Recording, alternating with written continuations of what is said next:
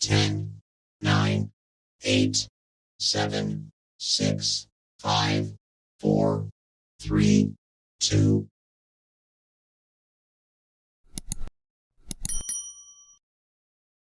Mereka pun mengecam dan mencemooh Abu Bakar. Kemudian bubar dari situ setelah berpesan kepada ibu Abu Bakar, Ummu Khair. Coba beri ia sedikit makan dan minuman. Setelah tinggal berdua saja dengan Abu Bakar, sang ibu membujuk supaya Abu Bakar mau makan. Tetapi ia cuma bertanya, bagaimana keadaan Rasulullah? Waalaikumsalam. Non, Sang ibu akhirnya menjawab, demi Allah, halo. aku tidak tahu keadaan sahabatmu itu. Abu Bakar berkata, temuilah Ummu Jamil binti Khattab dan tanyakan kepadanya perihal Rasulullah. Sang ibu pergi menemui Ummu Jamil. Kepadanya ia berkata, Abu Bakar bertanya kepadamu tentang Muhammad bin Abdullah. Ummu Jamil menjawab, aku tidak kenal Abu Bakar ataupun Muhammad bin Abdullah. Kalau engkau mau, aku bisa pergi bersamamu untuk menemui anakmu. Ummu Al-Khair menjawab, baiklah. Ummu Jamil pergi bersama Ummu Khair ke tempat Abu Bakar. Melihatnya terkapar lemah, penuh luka, Ummu Jamil mendekati dan berseru, demi Allah, sungguh orang yang melakukan hal ini terhadapmu adalah orang fasik dan kafir, dan aku berharap Allah membalas perbuatan mereka. Abu Bakar bertanya, bagaimana keadaan Rasulullah? Ummu Jamil menjawab, ini ibumu mendengar. Abu Bakar berkata, tidak ada yang perlu dikhawatirkan dari dirinya. Maka Ummu Jamil mengatakan, beliau selamat dan baik-baik saja. Abu Bakar bertanya lagi, di manakah beliau? Jawab Ummu Jamil, di Darul Arqam. Abu Bakar berkata, sungguh aku tidak akan makan dan minum sebelum menemui Rasulullah. Sang ibu berusaha menyabarkan Abu Bakar. Barulah ketika situasi kembali tenang, kedua perempuan ini memapah Abu Bakar menuju tempat Rasulullah Shallallahu Alaihi Wasallam. Rasulullah memeluk Abu Bakar dan menciumnya. Kaum muslimin lainnya juga menyambut dan mengerumuninya. Rasulullah begitu iba melihat keadaan Abu Bakar. Abu Bakar berkata, demi Allah, wahai Rasulullah, aku tidak apa-apa kecuali yang dilakukan oleh si fasik itu pada wajahku. Dan inilah ibuku yang begitu baik kepada anak lelakinya. Anda adalah orang yang doanya pernah penuh berkah. Maka serulah ibuku kepada Allah dan doakanlah ia supaya Allah menyelamatkannya dari api neraka dengan perantaramu. Kemudian Rasulullah mendoakan ibu Abu Bakar dan ia pun memeluk Islam. Orang Islam itu kemudian tinggal bersama Rasulullah di Darul Arqam selama sebulan. Saat itu mereka berjumlah 39 orang.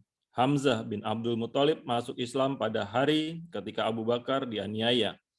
Al-Bukhari meriwayatkan dari Aisyah radhiyallahu anha. Aku tidak pernah mengetahui kedua orang tuaku kecuali keduanya beragama Islam. Tidak pernah terlewat satu hari pun Rasulullah Shallallahu Alaihi Wasallam mengunjungi kami pada waktu pagi dan petang. Ketika kaum muslimin teraniaya, Abu Bakar pergi berhijrah menuju Habasyah. Di Barq al-Ghimah, ia berpapasan dengan Ibnu Darinah, pemimpin kabilah Qorah.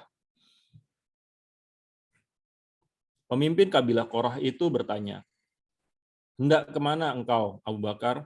Abu Bakar menjawab, aku diusir kaumku, jadi aku hendak mengembara di muka bumi ini untuk menyembah Tuhanku. Ibnu Daqimah berkata, Abu Bakar, orang sepertimu tidak patut dipaksa pergi dan tidak layak diusir dari tanah airnya. Engkau suka menolong sesama, menyambung tali silaturahmi, menyantuni keluarga, anak yatim, dan orang lemah. Menjamu dan memuliakan tamu, serta menolong orang yang terkena musibah. Aku akan melindungimu dari orang yang mengganggumu. Jadi pulanglah dan sembahlah Tuhanmu di negerimu sendiri. Abu Bakar pun kembali ke Mekah diikuti oleh Ibnu Daqimah. Malam harinya, Ibnu Dakinah berkeliling menemui tokoh Quraisy dan mengatakan, sesungguhnya orang seperti Abu Bakar tidak boleh pergi dan tidak boleh diusir. Memangnya kalian ingin mengusir orang yang suka menolong sesama, menyambung tali silaturahmi, menyantuni keluarga, anak yatim, dan orang lemah, menjamu dan memuliakan tamu, serta menolong orang yang terkena musibah. Orang-orang Quraisy tidak bisa menolak perlindungan Ibnu Dakinah kepada Abu Bakar. Mereka mensyaratkan, suruhlah Abu Bakar untuk menyembah Tuhannya di dalam rumahnya saja. Silahkan ia sholat di sana dan membaca apapun yang ia sukai, apa yang disukainya. Tetapi jangan ganggu kami dengan bacaan itu dan jangan menampakkan agamanya di depan umum. Kami khawatir ia mempengaruhi istri dan anak kami. Ibnu Dakinah menyampaikan hal itu kepada Abu Bakar. Selama beberapa waktu Abu Bakar memenuhi syarat itu. Ia beribadah kepada Allah di dalam rumahnya, tidak mengerjakan sholat secara terbuka dan tidak membaca Al-Quran kecuali di rumahnya sendiri. Lambat laun, Abu Bakar membangun masjid di halaman rumah. Ia mengerjakan sholat dan membaca Al-Quran di dalamnya. Kaum perempuan dan anak-anak musyrikin sering berkerumun di tempat tersebut. Merasa heran dan takjub melihat tingkah laku Abu Bakar, sedangkan Abu Bakar adalah lelaki yang mudah menangis ketika membaca Al-Quran. Lama-kelamaan, hal itu membuat tokoh Quraisy khawatir. Mereka pun mengirim utusan untuk mengundang Ibnu Dakinah. Setelah yang bersangkutan datang, mereka berkata, sesungguhnya kami melindungi Abu Bakar berdasarkan jaminan perlindunganmu dengan syarat bahwa ia menyembah Tuhannya hanya di dalam rumahnya. Tetapi Abu Bakar telah melanggar syarat itu karena ia membangun masjid di halaman rumahnya, lalu mengerjakan sholat dan membaca Al-Quran di situ. Kami khawatir Abu Bakar berhasil mempengaruhi istri dan anak kami. Jadi cegahlah ia. Kalau bersedia menyembah Tuhan hanya di dalam rumahnya, ia bebas melakukannya. Tetapi kalau ia bermaksud memperlihatkan semua ibadahnya itu, mintalah supaya ia membatalkan jaminan perlindunganmu. Kami tidak ingin merusak janjimu, tetapi kami juga tidak bisa menerima perbuatan Abu Bakar beribadah secara terbuka seperti itu. Ibnu Dakinah kemudian mendatangi Abu Bakar dan berkata, engkau sudah paham syarat dalam perjanjian kita. Sekarang cukupkanlah dirimu dengan ibadah sesuai dengan perjanjian itu, atau mengembalikan jaminan perlindungan dariku. Sungguh aku tidak ingin bangsa Arab mendengar bahwa perjanjian jaminan perlindungan yang kubuat telah dikhianati. Abu Bakar menjawab, kalau begitu kukembalikan jaminan perlindunganmu kepadamu. Cukuplah bagiku perlindungan Allah saja. Lalu ia menceritakan hadis ini secara lengkap dalam bab hijrah.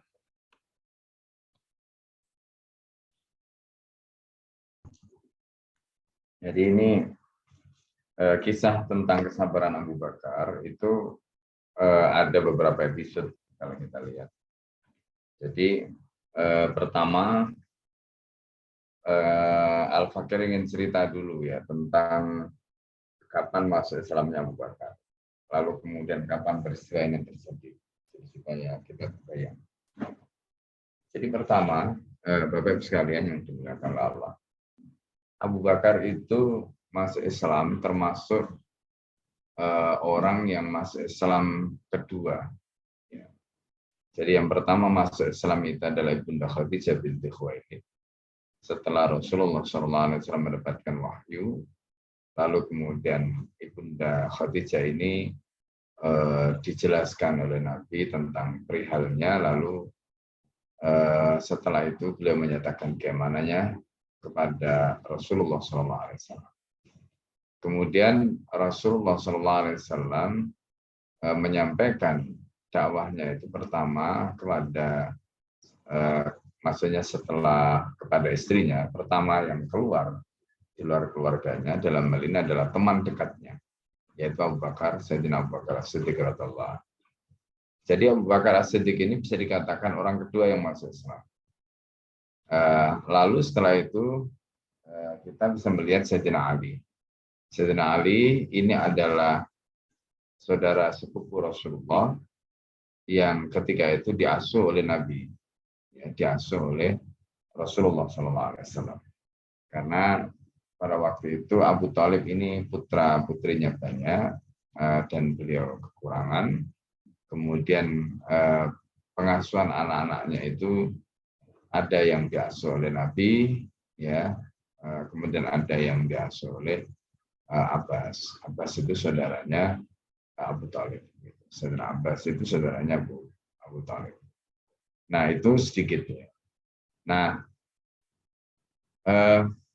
ketika Rasulullah SAW menyampaikan dakwah, maka pertama kali yang dilihat oleh Rasulullah, ini juga nanti bisa menjadi pelajaran bagi kita. Jadi kita itu di dalam menyampaikan sesuatu itu harus terukur, ya, itu penting. Ya, apalagi dalam kondisi sulit, ini pelajarannya, kondisi sulit. Nah, pada waktu itu Allah perintahkan kepada Nabi wa andir asyiratakal akrabin. Ya, wa andir asyiratakal akrabin, dan kamu berilah peringatan kepada keluargamu yang paling dekat. Jadi ayatnya itu memang memerintahkan pada keluarganya. Karena itu yang pertama kali diajak oleh Rasulullah itu adalah Ibunda Khadijah. Dan Ibunda Khadijah itu memang luar biasa ya. Punya kecerdasan, kecantikan, nasab yang Masya Allah. Beliau itu juga adab dan akhlaknya juga luar biasa. Hartanya juga Masya Allah. Ya, ini Ibunda Khadijah. Nah, oleh karena itu, begitu mendapatkan informasi dari Nabi tentang apa yang Nabi Shallallahu Alaihi Wasallam terima, dan itu dikonfirmasi oleh Bunda Khadijah kepada pamannya Waraqah bin Naufal. Setelah itu maka Ibunda Khadijah ini betul-betul berdiri di sisi Rasulullah, membersamai Rasulullah SAW. Nah, ini wanita yang pertama masuk Islam dan orang yang pertama. Jadi bukan hanya wanita pertama, tapi orang yang pertama setelah Rasulullah. Ya tentu saja ya kan. Artinya orang yang pertama masuk Islam. Nah kemudian Abu Bakar ini bisa kita katakan orang yang kedua, gitu, karena Ali itu berikutnya. Nah Abu Bakar As-Siddiq radhiyallahu anhu itu kemudian diberi gelar oleh Rasulullah SAW dengan gelar As-Siddiq itu karena memang Abu Bakar itu begitu mengimani Rasulullah, meyakini Rasulullah sebagai Nabi dan Rasul. Maka pada saat itu tidak ada keraguan sedikit pun dalam hati Abu Bakar.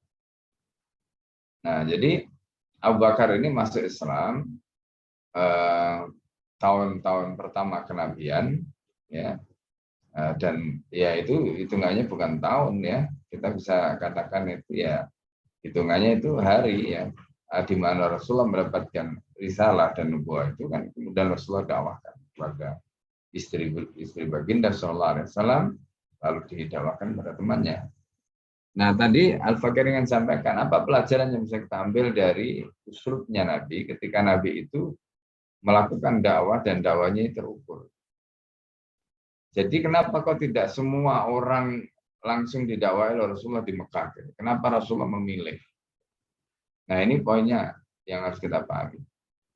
Jadi Rasulullah SAW itu mendakwai orang yang kira-kira orang itu berpotensi. Pertama itu orang itu adalah orang yang istilahnya bisa dipercaya lah. Bisa dipercaya.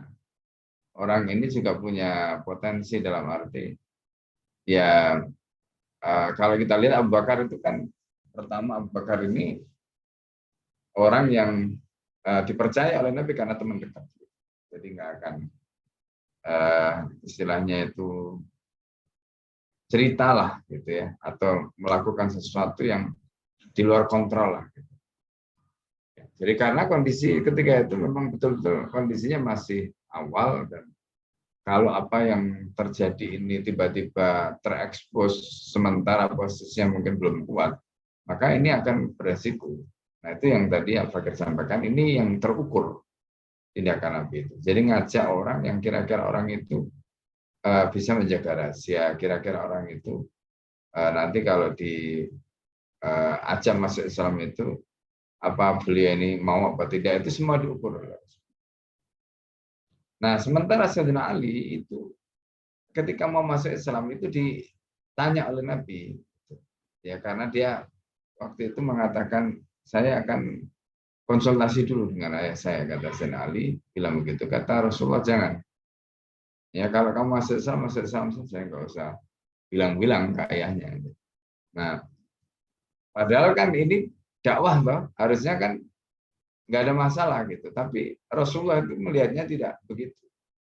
Jadi dilihatnya ini nanti kalau sampai misalnya bocor atau sampai misalnya itu tersebar misalnya gitu, itu beresiko. Ya bisa bubrah kalau orang Jawa bilang, bisa bubrah semua gitu. Nah makanya ditahan dulu, jangan ngomong kalau kamu mau masuk Islam aja, nggak usah ngomong. Nah itu tadi yang Al-Fakir sampaikan. Jadi Rasulullah itu memilih Abu Bakar karena Abu Bakar ini bisa dipercaya. Ya, bisa dipercaya.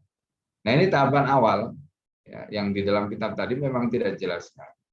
Tapi itu tahapan awalnya ya, tahun pertama ketika Abu Bakar masuk Islam. Nah kemudian dalam proses dakwah ini kan terus berkembang.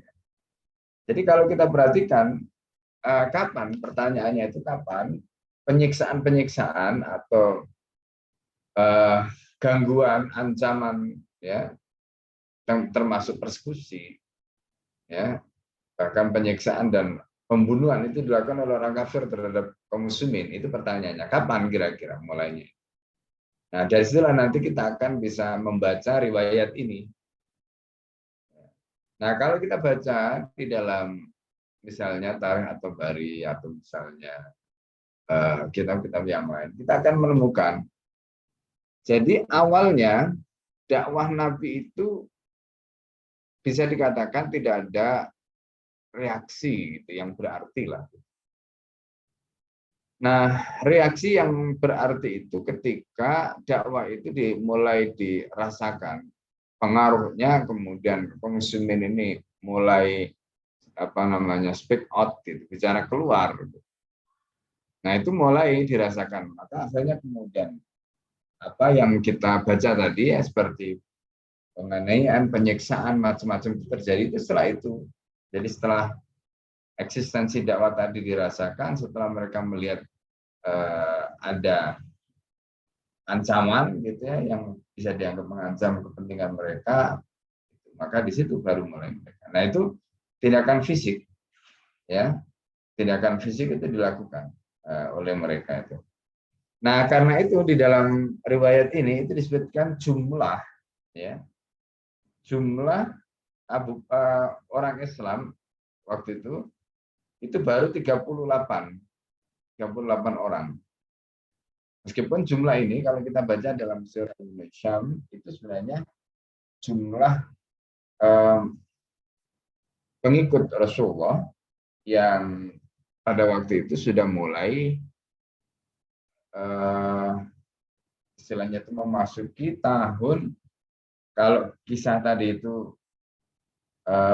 Abu Bakar meminta kepada Nabi agar melakukan dakwah secara terbuka, itu berarti mulai tahun ketiga, ya kemudian berikutnya itu nanti tahun kelima, ya dari tahun ketiga tahun kelima. Jadi gini, ketika Rasulullah mendapatkan risalah tadi kan Rasulullah terus kontak gitu, ya ke istrinya, ke Abu Bakar. Nah Abu Bakar ini karena temannya banyak tadi, punya kedudukan, temannya banyak, orangnya karena perasa, ya, halus perasaannya. Abu Bakar itu disenangi banyak orang. Sehingga ketika Abu Bakar masuk Islam itu menjadi pintu gitu, untuk menyampaikan Islam kepada orang-orang di Mekah gitu, orang-orang Quraisy. Maka sahabat-sahabat senior itu seperti Utsman bin Affan, Utsman bin Mad'un, dan banyak lagi yang lain itu kemudian masuk Islam melalui tangan Abu Bakar. Ya, jadi masuk Islam itu melalui tangannya Abu Bakar. Nah ini contoh yang kita bisa pahami. Nah, itu tadi yang Al-Fakir ingin sampaikan. Jadi karena itu kalau di situ disebutkan jumlah mereka ini sudah 38 ya pada waktu itu, dan Rasulullah SAW didesak oleh Abu Bakar supaya kita melakukan dakwah secara terang-terangan saja lah. Itu berarti sebelum turunnya perintah, setelah turunnya perintah fasta bima tu'mar, ya, tadi berarti itu 3 tahun. Jadi Jawa itu sudah berjalan 3 tahun. Lalu kemudian memasuki tahun kelima, itu betul-betul dilakukan secara terbuka ketika Hamzah dan Sayyidina Umar bin Khattab masuk Islam. Nah, setelah dakwah itu dilakukan secara terbuka, ya, secara terbuka tadi. Nah, disitulah apa yang tadi kita lihat, ya, kemudian Abu Bakar dipersekusi, diinjak-injak seperti oleh Utbah bin Rabi'ah dan sebagainya tadi itu terjadi. Ya, itu adalah fase di mana fase itu terjadi setelah dakwah itu dilakukan secara terbuka. Nah, yang menarik kemudian, ya, di sini ini kan ada kisah bagaimana Abu Bakar itu berdarah-darah, ya kan. Kalau dalam riwayat tadi itu Abu Bakar berdarah-darah sampai Ummu Khair yang di situ disebutkan merupakan ibunya Abu Bakar tadi itu, ya, itu ya istilahnya beliau ingin jadi penasaran, ya, penasaran. Terus oleh Abu Bakar disarankan agar menemui Mujamil, ya, dan seterusnya. Tadi itu dalam riwayat itu sudah kita dengarkan tadi. Nah, tapi yang menarik sebenarnya adalah peristiwa-peristiwa yang disebutkan ini sebenarnya adalah peristiwa di Mekah, ya, peristiwa di Mekah, ya, terkait dengan bagaimana kesabaran atau ketabahan Abu Bakar ketika dakwah menghadapi kesulitan, terutama pada fase tafaul mal umat, jadi fase berinteraksi dengan umat. Ya, tadi sudah kita sebutkan itu setelah tahun ketiga sampai tahun ke-13, ya. Nah, itu fase tafaul mal umat sampai kemudian Abu Bakar itu nanti menjadi menemani Rasulullah SAW hijrah ke Madinah.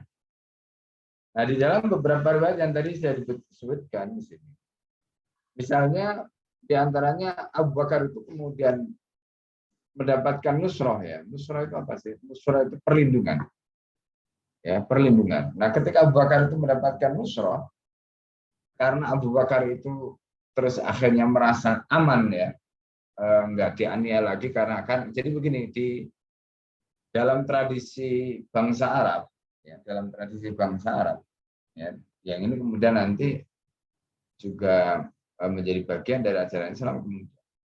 Jadi orang itu kalau dia sudah berada di dalam jaminan orang lain, gitu, maka orang lain itu, jadi maka tidak boleh ada orang yang berani untuk katakanlah gitu nyerang gitu, ya, orang yang dijamin tadi itu atau dalam perlindungan tadi itu. Karena kalau dia berani itu berarti sama saja dengan menghina yang menjamin terus kemudian menantang mereka perang.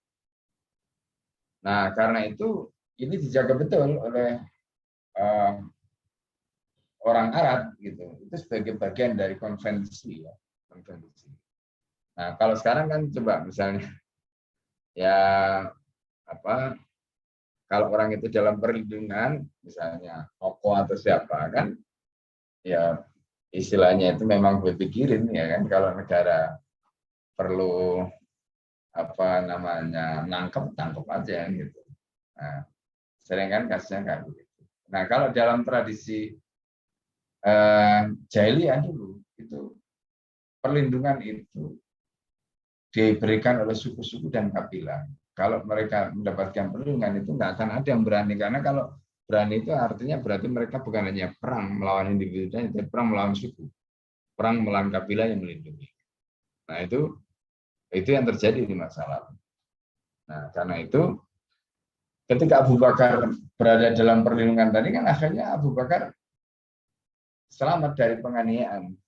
Tapi ketika Abu Bakar melihat, ya, sahabat-sahabat yang lain menderita, gitu, Abu Bakar nggak tega, masa dia sendiri enak, gitu, ya, selamat dari apa namanya penganiayaan, sementara sahabat-sahabat yang lain menderita, gitu. Nah, ini yang kemudian akhirnya dilepas oleh Abu Bakar. Nah, hal yang sama nanti juga terjadi pada Umar bin Khattab.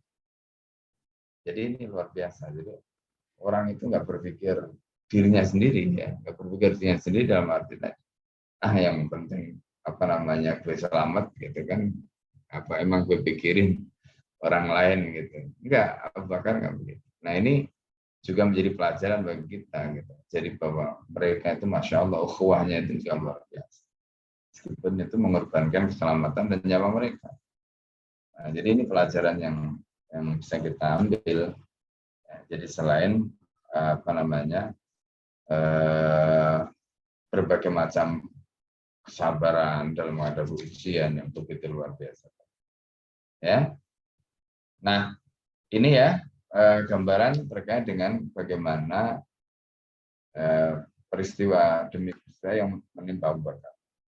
Jadi intinya ini adalah peristiwa yang terjadi sebelum hijrah pada saat masih di Mekah.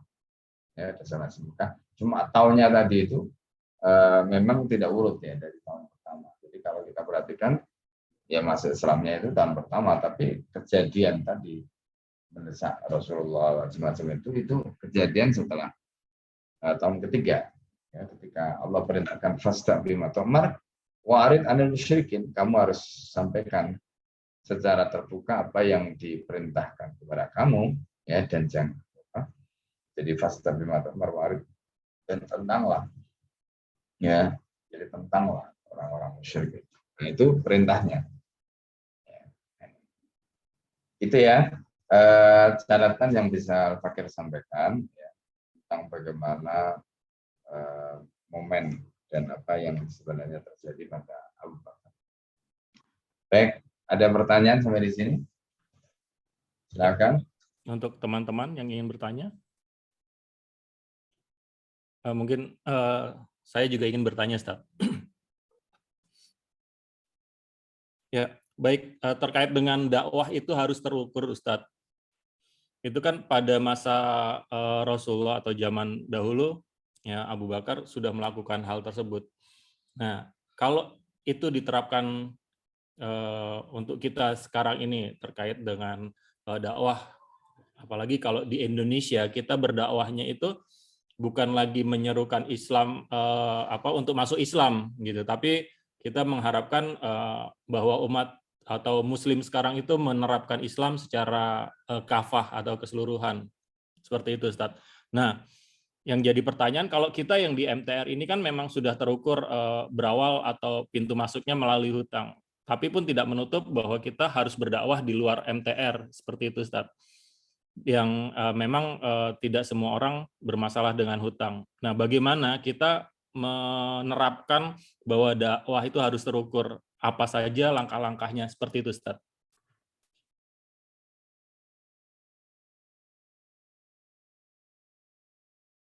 Masih di mute. Ada, ya, jadi ada kaidah yang harus kita pahami ya. Jadi kaidah, jadi begini, secara sederhana itu, ya kalau kita ingin melakukan sesuatu dan sesuatu berhasil itu kan harus ada rencana. Nggak bisa gerasa gerusu, nggak bisa seradak serutu kan gitu. Itu maksudnya. Nah, Rasulullah itu meskipun Baginda Sallallahu Alaihi Wasallam itu mendapatkan bimbingan wahyu, tapi justru dari situ gitu. Karena Allah yang mendidik, Allah membimbing itu, Rasulullah itu bijaksana. Nah, termasuk diantaranya tadi dalam perkara-perkara dakwah. Jadi nggak seradak serutu, nggak gerasa gerusu itu. Jadi itu yang Al-Fakir sampaikan tadi, semuanya terukur. Nah, terus bagaimana caranya untuk mengukur tadi? Nah, disitulah kemudian ada kaidah yang harus kita. Apa itu? Al-fikru qablal amal. Jadi sebelum melakukan tindakan al-fikru qablal amal, al-fikru qablal kalam atau qablal qaul itu di situ. Jadi maksudnya apa? Sebelum kita melakukan tindakan itu dipikir dulu. Bayangkan kalau melakukan tindakan nggak dipikir, itu namanya gerasa gerus, seradak serutu. Ya nggak pakai pikir. Kadang yang sudah dipikir matang saja, maksudnya sudah diukur gitu ya, masih meleset, ya kan? Apalagi kalau nggak diukur gitu, ya udah pasti dakwanya mental gitu. Wong dia melakukan sesuatu nggak diukur gitu, nggak terukur gitu. Jadi misalnya dia dakwah kepada siapa, apa yang dia sampaikan, ya itu kan contoh-contoh bagaimana mengukur. Nah itu tadi yang Al-Fikir sampaikan. Ketika Allah menyampaikan wa'andir asyarataka al-aqrabin dan berilah peringatan kepada keluarga yang paling dekat, Rasulullah itu memilih istrinya karena itu memenuhi perintah Allah wa'andir asyarataka al-aqrabin. Nah Allah sendiri ketika memerintahkan kepada Nabi, yakum fa'andir warabbaka fakabir, ya itu kan di situ Rasulullah nggak dijelaskan kepada siapa, tapi di ayat tadi baru kemudian ada penjelasan. Nah, jadi sebenarnya ini ngajari kita. Gitu. Jadi ketika Rasulullah diminta untuk menyampaikan dakwah kepada umat, itu dimulai dari mana? Keluarganya. Ya, dimulai dari keluarga. Nah, ini juga menjadi pelajaran. Kita ini jangan sampai ngaji sendiri, baik sendiri, kita, istri kita, tapi kita abai dengan anak-anak kita. Ya kan, nanti jangan sampai bapaknya, ibunya jadi pengemban dakwah, aktivis, anaknya justru saya nggak mau kayak apa namanya Abi sama Umi atau kayak papa sama mama misalnya. Nah itu berarti kita gagal, ya kan? Kita gagal. Gitu. Ya, artinya gagal menjadi teladan, gagal menjadi contoh bagi anak-anak kita. Jadi apa itu ada? Ada, ya banyak seperti itu. Ya berarti posisi peran atau kedudukan ya orang tua di mata anak tadi itu mungkin tidak bagus gitu ya, apakah dia mengatakan rusak tapi mungkin tidak bagus ya. Sehingga anak itu jadi apa namanya punya kekhawatiran ya kalau nanti dia seperti abinya atau minya atau seperti papa atau mama. Nah jadi ini hal-hal yang perlu kita pahami. Nah oleh karena itu keterukuran di dalam dakwah tadi itu dimulai dari rancangan, jadi apapun yang kita akan harus kita rancang. Ya, itu ya. Jadi ketika kita mau melakukan sesuatu, mau ngomong itu dipikir gitu. Ya, karena ketika dipikir itu termasuk diantaranya kan apa kira-kira efek dari omongan saya, apa kira-kira dampak dari apa yang saya lakukan ini, itu dipikir, ya kan? Nah, jadi ketika itu dipikir, kan nanti kita jadi tahu gitu. Jadi kalau ngomong, kalau melakukan sesuatu itu enggak jeblang-jeblung kalau orang Jawa itu enggak tadi itu ya. Kalau perbuatan ya gerasa gerusuk atau seradak seruduk lah gitu. Enggak. Jadi semua terukur. Nah ini bagian penting sebenarnya.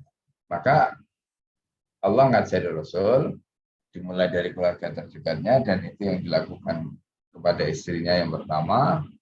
Lalu kemudian Rasulullah memulai dengan Abu Bakar, di mana Abu Bakar ini adalah orang yang sangat dekat dengan Rasulullah dan orangnya juga supel. Nah, ini yang dimaksud bahwa dakwah tadi itu terukur, ya, sehingga apa yang dilakukan itu hasilnya itu kelihatan, karena langkahnya tadi itu semuanya terukur. Nah, ini. Ya. Nah, mengenai masalah ini berikutnya adalah terkait dengan misalnya MTR atau yang lain, apakah ini sudah bisa terukur ya. Terus lalu bagaimana dengan orang yang tidak punya problem hutang misalnya gitu ya. Terukur itu tidak harus dia melalui komunitas seperti tadi.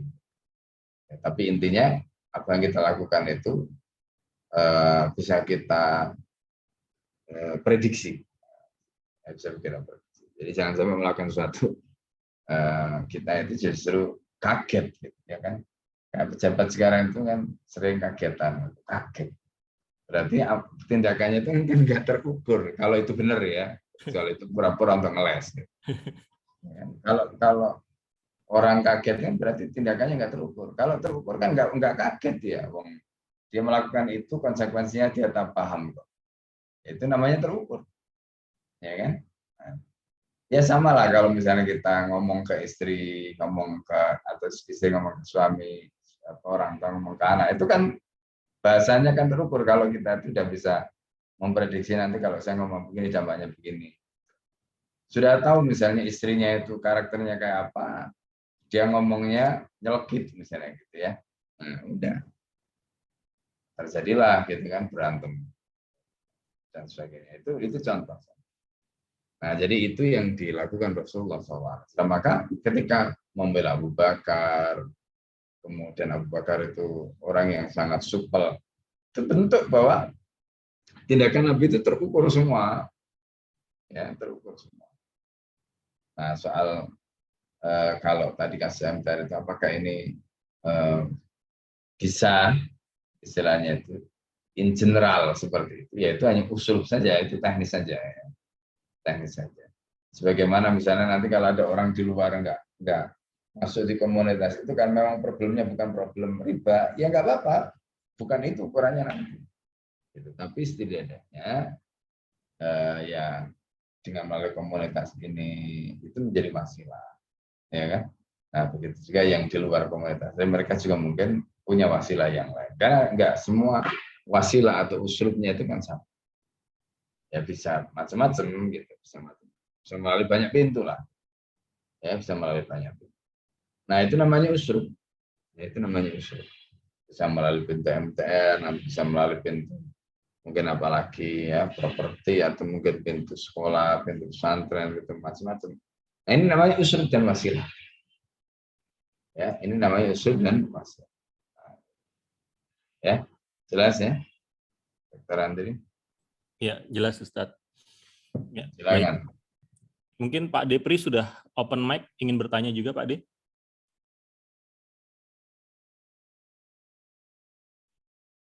Enggak, ya. Mungkin bisa dilanjut, Ustaz. Ya, silakan. Bismillahirrahmanirrahim. Kedua, Umar bin Khattab.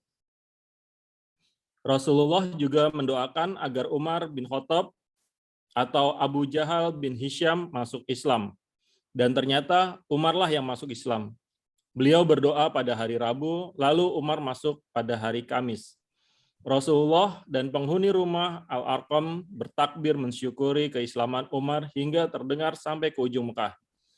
Mendengar takbir itu, ayah Al-Arqam yang buta lagi kafir keluar dari rumahnya seraya berdoa, "Ya Allah, ampunilah anakku Al-Arqam karena ia telah keluar dari agamanya." Setelah itu Umar berdiri dan berkata, "Rasulullah, mengapa kita menyembunyikan agama kita padahal kita berada di jalan yang benar? Mereka saja memperlihatkan agama mereka padahal mereka berada dalam kebatilan."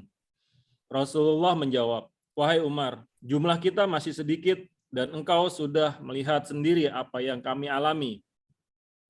Umar berkata, "Demi Allah yang telah mengutusmu untuk membawa kebenaran, akan kutampakkan keislamanku di semua majelis yang pernah kuikuti dalam kekafiran." Setelah itu, Umar keluar dan melakukan tawaf mengelilingi Baitullah. Ia melewati orang Quraisy yang sedang menunggu kedatangannya. Abu Jahal bin Hisham berkata, "Si Fulan mengatakan bahwa engkau telah keluar dari agama leluhurmu. Benarkah itu?" Umar menjawab tegas, "Aku bersaksi bahwa tiada Tuhan selain Allah yang tak bersekutu dan bahwa Muhammad adalah hamba serta utusannya." Orang Quraisy langsung mengeroyok Umar.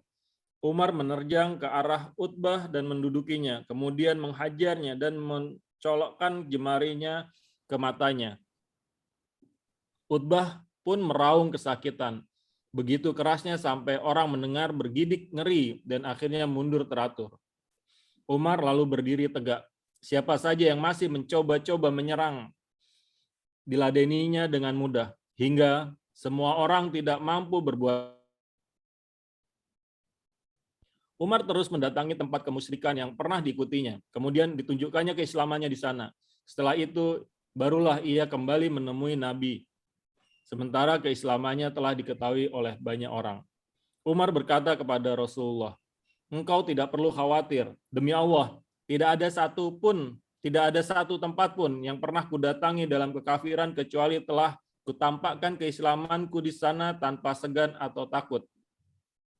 Maka Rasulullah keluar dari situ, didahului oleh Umar dan Hamzah bin Abdul Muthalib. Kemudian melakukan tawaf di Baitullah dan sholat zuhur dengan aman. Kemudian beliau kembali ke Darul Arqam. Masih ditemani Umar, baru sesudah itu Umar kembali seorang diri disusul oleh Nabi. Yang benar adalah bahwa Umar masuk Islam setelah kepergian beberapa muhajirin ke Habasyah, yaitu pada tahun ke-6 sejak pengutusan Rasulullah. Demikian dituturkan dalam Al-Bidayah. Juga diterangkan oleh Al-Hafiz dalam Al-Isabah dari Ibnu Abi Asim. Ibnu Ishaq meriwayatkan dari Abdullah bin Umar bahwa beberapa waktu setelah masuk Islam, Umar bertanya, "Siapakah orang Quraisy yang paling banyak omong?" Seseorang menjawab, Jamil bin Ma'mar al-Jumahi. Maka Umar pergi mencari Jamil bin Ma'mar. Abdullah bin Umar melanjutkan kisahnya. Aku menguntit di belakangnya untuk melihat apa yang akan dilakukannya. Saat itu aku adalah seorang remaja yang sudah bisa memahami segala yang kulihat. Akhirnya Umar menemui Jamil dan bertanya, Hai Jamil, tahukah engkau bahwa aku sudah memeluk Islam dan mengikuti agama Muhammad? Demi Allah, begitu Umar selesai bicara, Jamil bin Ma'mar berdiri dan menjuraikan selendangnya. Umar mengikutinya. Demikian pula aku. Sesampainya di pintu masjid, Jamil berteriak keras-keras. Hai saudara-saudara Quraisy. Mereka waktu itu sedang berkelompok-kelompok di sekitar Ka'bah. Ketahuilah bahwa Ibnu Khattab telah murtad dari agama. Dari belakangnya Umar membantah. Ia keliru, sebab sesungguhnya aku telah masuk Islam dan bersaksi bahwa tiada Tuhan selain Allah dan bahwa Muhammad adalah Rasulullah. Mereka menghambur ke arah Umar dan mengeroyoknya dengan sengit. Perkelahian terus berlangsung hingga mentari berada tepat di atas kepala.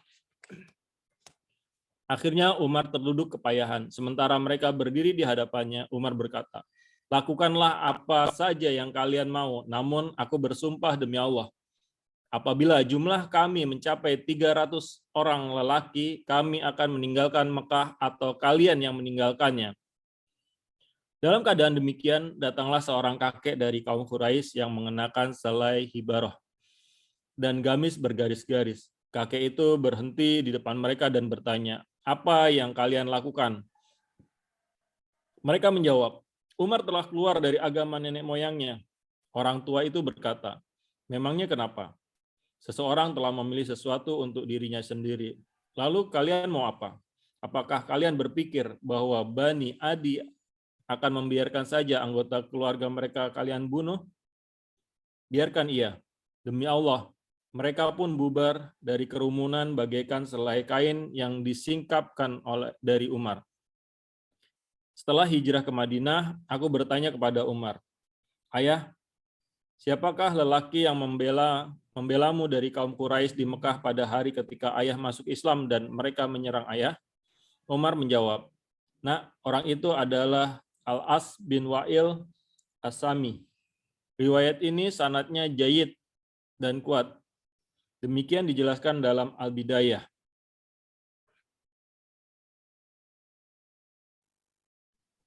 Ya.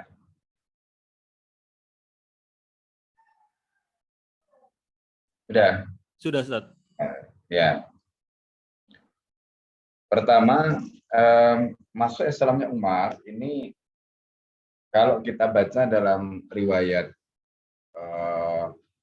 kitabnya At-Tabari ya, itu tahun ke-5 ya, tahun ke-5 kenabian ya. Jadi tahun 5 kenabian itu berarti 5 tahun setelah Rasulullah diangkat menjadi nabi dan rasul. Artinya peristiwanya itu sebelum hijrah. Jadi bukan 5 Hijriah, enggak. 5 sebelum 5 setelah kenabian. Nah, Umar itu ketika masuk Islam, karena ini juga doa Rasulullah. Ya, Rasulullah itu berdoa kepada Allah. Allah mansuril Islam bi ahadi Umar. Jadi ini doanya Rasulullah. Ya Allah, tolonglah Islam. Menangkanlah Islam dengan salah satu Umar. Siapa salah satu dari 2 Umar ini? Satu itu Amr bin Hisham.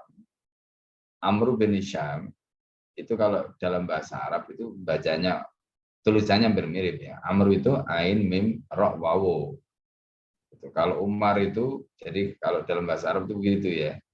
Jadi untuk membedakan antara Umar dengan Amru itu lihat setelah ro itu ada wawunya atau tidak. Kalau ada wawunya ain mim ra itu kan Umar tulisannya juga ain mim ra. Tapi kalau Umar itu belakangnya nggak ada wawu, maka baca Umar. Kalau Amru itu belakangnya ada wawu, maka bacanya Amru, bukan Umar. Nah, tapi kalau di istilahnya dijadikan ganda, itu bahasa Arabnya Umarain.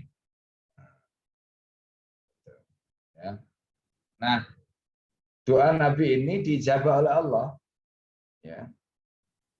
Jadi yang masuk Islam siapa? Bukan Amr bin Hisham, karena Amr bin Hisham itu nama lain dari Abu Jahal. Jadi Abu Jahalnya nggak masuk Islam. Jadi yang masuk Islam ternyata adalah Umar bin Khattab. Ini memang dua punggawa, dua tokoh. Ya, dua tokoh di dalam masyarakat apa namanya Quraisy pada waktu itu Mekah. Quraisy gitu. Nah, jadi Umar bin Khattab ini memang tokoh, ya. Makanya doanya Nabi itu begitu, Allahumma surul Islam di ahadi Umar. Nah, dalam kitab Tarikh At-Tabari atau Tarikhul Umam itu disebutkan, jadi masuk Islamnya Umar dengan Sayyidina Hamzah itu hanya selisih hari. Hanya selisih hari. Nah, Sayyidina Hamzah ini juga begitu. Jawara juga beliau ini, Masya Allah ya. Jadi sehingga dikenal dengan julukan singa, gitu. Asad, ya. Jadi Asad, dia itu singa karena saking beraninya. Nah, Hamzah ini adalah paman Rasulullah. Ya, Sayyidina Hamzah ini paman Rasulullah. Nah, jadi masuk Islamnya Hamzah dengan Umar itu hanya selisih hari saja. Tapi di tahun yang sama, yaitu tahun kelima kenabian. Nah, jadi kalau tadi kita sudah cerita tentang Abu Bakar yang mendorong Rasulullah untuk melakukan dakwah secara terbuka itu, kemudian kalau kita perhatikan Allah itu menurunkan perintah fasda' bima tu'mar surat Al-Hijr. Itu di situ Rasulullah kemudian mulai gitu menyampaikan dakwah secara terbuka, ya, tapi belum membuka identitas. Jadi dakwahnya dia akan terbuka, tapi belum membuka identitas. Identitas apa? Jamaahnya, kelompok. Karena kan tidak mungkin dakwah ini diemban sendiri, harus ada jamaah, harus ada kelompok. Cuma ketika itu Rasulullah belum buka identitas. Nah, pertanyaannya kemudian kapan identitas jamaah atau kelompok ini dibuka? Nah, nanti kalau kita baca dalam riwayat ini maupun riwayat yang lain nanti jelaskan. Jadi Umar itu masuk Islam tahun kelima setelah ada perintah dari Allah untuk menyampaikan dakwah terbuka, kemudian Umar masuk Islam. Nah, ketika Umar masuk Islam, nah ini adalah fase yang kemudian kalau dalam bahasanya saya pakai itu disebut dengan tafaul tam. Gitu. Jadi interaksi dengan umat secara sempurna. Ukurannya apa? Ukurannya pada waktu itu Rasulullah SAW dan para sahabat itu betul-betul, ya, betul-betul, ya istilahnya itu all out, ya, apapun resikonya. Nah, itu yang kemudian terjadi. Ya, nah, ini terjadi pada tahun kelima.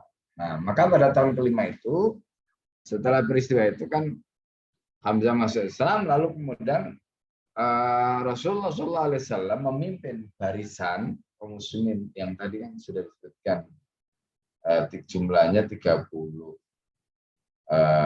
berapa tadi itu 35, ya kan? Nah, 30. Jadi pada waktu itu Rasulullah kemudian memimpin tawaf, ya, keliling Ka'bah. Setelah Umar dan Hamzah masuk Islam, jadi barisannya ada dua. Umar dan Hamzah, terus tengah itu Rasul. Di belakang mereka ini apa namanya kaum muslimin yang masuk Islam. Nah, ini sebenarnya untuk menandai apa yang disebut dengan tafaul tam, jadi melakukan interaksi secara sempurna. Kalau tadi Abu Bakar tadi ceritanya baru mulai itu pada tahun ketiga, nah, kemudian tahun kelima ini betul-betul sudah sempurna. Karena itu Rasulullah kemudian demonstrasikan. Nah, mendemonstrasikan itu tujuannya bukan hanya menyampaikan tentang Islam, tapi juga ingin menyatakan kepada mereka ini loh orang-orang Islam yang berdakwah, mendakwakan Islam, perjuangan Islam. Jadi supaya mereka nggak salah alamat kalau mereka ingin tanya Islam. Nah, itu yang dilakukan Rasulullah. Tapi resikonya kemudian seperti yang kita lihat. Nah, Umar bin Khattab itu ketika masuk Islam itu nggak ada rasa takut. Gitu.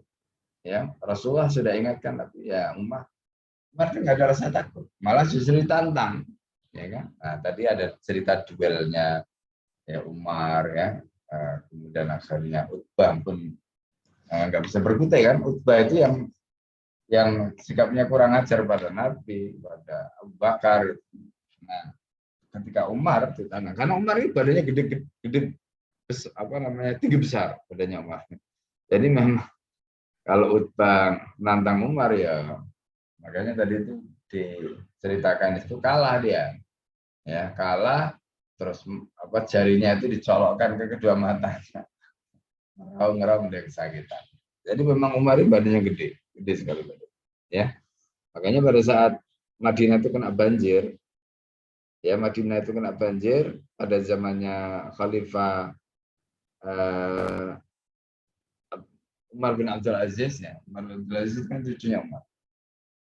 Pada waktu itu Umar bin Abdul Aziz bukan menjadi khalifah, menjadi gubernur atau menjadi wali di Madinah. Itu Madinah terjadi banjir. Nah pada saat itu kakinya Umar itu kena erosi kan gitu. Jadi karena banjir kena erosi terus kelihatan dari kakinya masih utuh. Ya kakinya masih utuh. Setelah puluhan tahun ya dimakamkan masih utuh. Nah itu karena tinggi besar orang. Tinggi besar. Nah itu Umar bin Khattab. Nah jadi tadi dijelaskan di situ bahwa Umar itu juga mengalami penyiksaan mas-mas. Ya, Umar itu mengalami penyiksaan, ya, sebagaimana yang dialami oleh Abu Bakar As-Siddiq dan sikap mereka. Ya, yaitu menampakkan keteguhan, kesabaran yang luar biasa. Ya, nah ini beberapa hal yang apa namanya kita bisa pahami. Ya itu gambarannya. Kemudian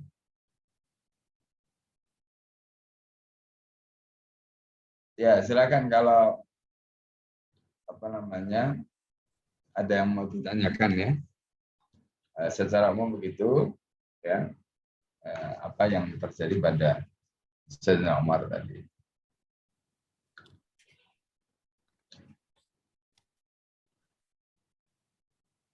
Ya silakan.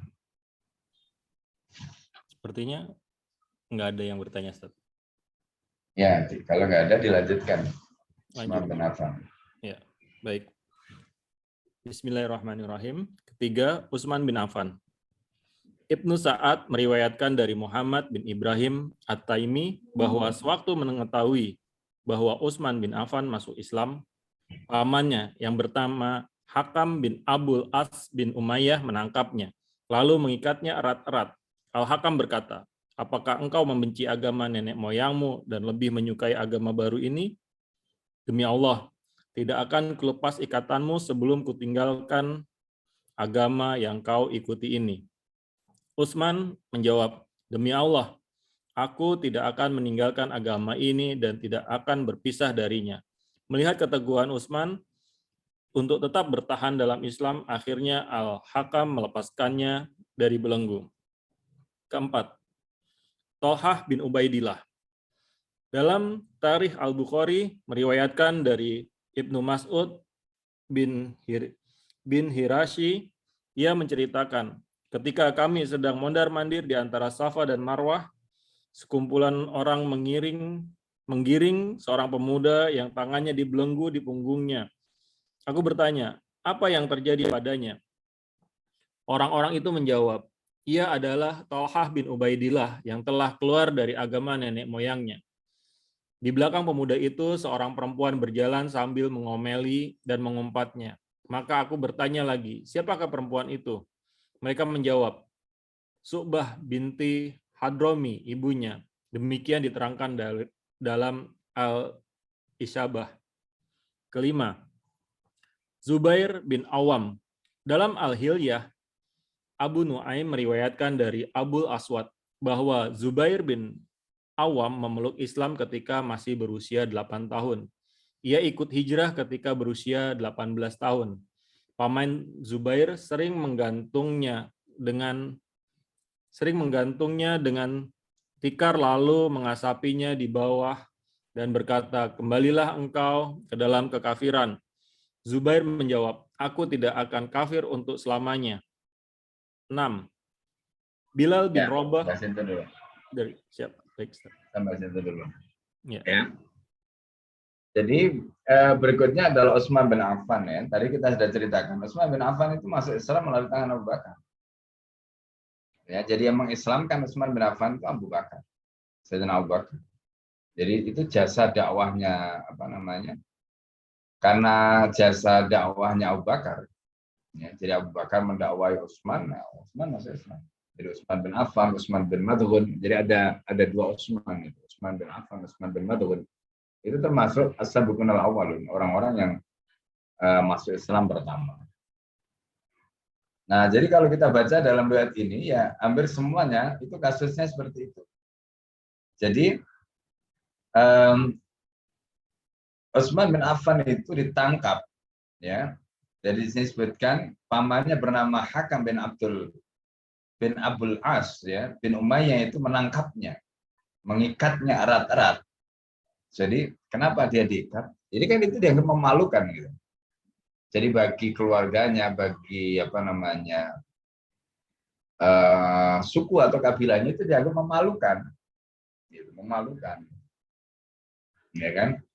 Ya kalau strategi ini kan sekarang jadi misalnya, jadi makanya kalau kita lihat sekarang ya strategi deradikalisasi misalnya, itu kan strategi pembersihan itu kan sebenarnya seperti ini juga kalau kita lihat.